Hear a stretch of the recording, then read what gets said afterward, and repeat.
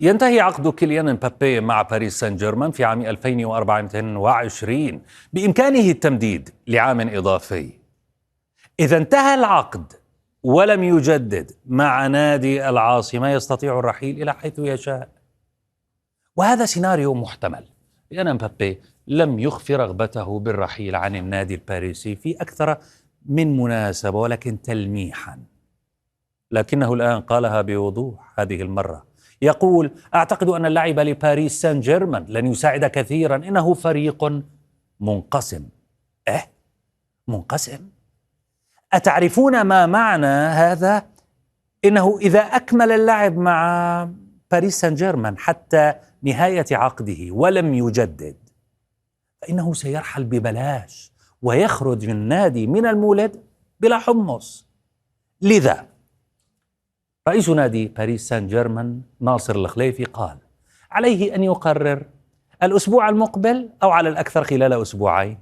إذا لم يرغب في توقيع عقد جديد فالباب مفتوح، لا أحد أكبر من النادي.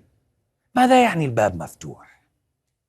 يعني ارحل اليوم وخلي من يشتريك يدفع لي يا بطل، الآن وليس غدا، أجراس العودة فلتقرأ.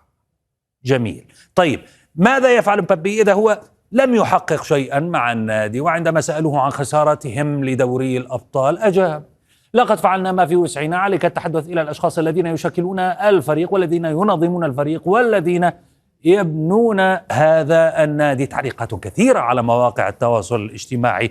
هل يوجد أشهر من باريس سان جيرمان؟ هل يوجد أشهر من مبابي؟ ماريو يقول لك ماريو مبابي بده كمان مرة يثير ضجة بعقد غالي وانتقال نار. يا أخي إذا مش راضي على الفريق ليش قاعد؟ ينتقل هلأ ويخلي نادي يبيعه. قالت مريم: هو باريس سان جيرمان مستعد يتخلى عن أحسن لاعب في العالم؟ ليه ما يكونش في مفاوضات مع اللاعب علشان بجد يبقى خسارة للنادي مش للاعب؟ عبد الرحمن هو من أكبر أسباب الانقسامات اللي تصير. للأسف اللاعب تحول إلى تفاحة فاسدة يجب التخلص منها، مجيد أو مجيد. كل اللي صار هذا بسبب معاملة جمهور النادي مع ميسي. مبابي صح إنه في النادي خطأ، أو أنه في النادي الخطأ. بندر المطيري آخر تغريدة في القصة وفي هذا اليوم: والله عيب.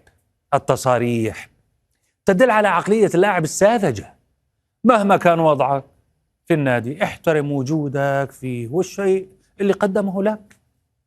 نفى ريال مدريد بما أن الإشاعات كثرت عن انتقاله إلى ريال مدريد، نفى ريال مدريد أي اتصال مع النجم الفرنسي، قال إنه لا يوجد أي إمكانية لفتح مفاوضات معه بسبب سعره المرتفع جدا، ويفضل التوقيع معه مجانا الصيف المقبل. وما أطيب من العسل إلا الخل ببلاش.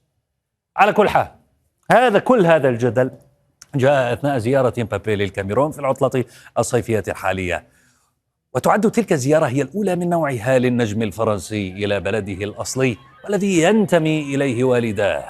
استقبلته الحشود من المعجبين مع حراسة أمنية مشددة، والكل يريد صورة، الكل سعيد برؤيته، فهو فخر لبلاده. لن تخرج من هذا الفيديو قبل أن تضغط اللايك والشير. يرجى الاشتراك بالقناة قبل أن تذهب إلى الفيديو التالي من برنامج شبكات.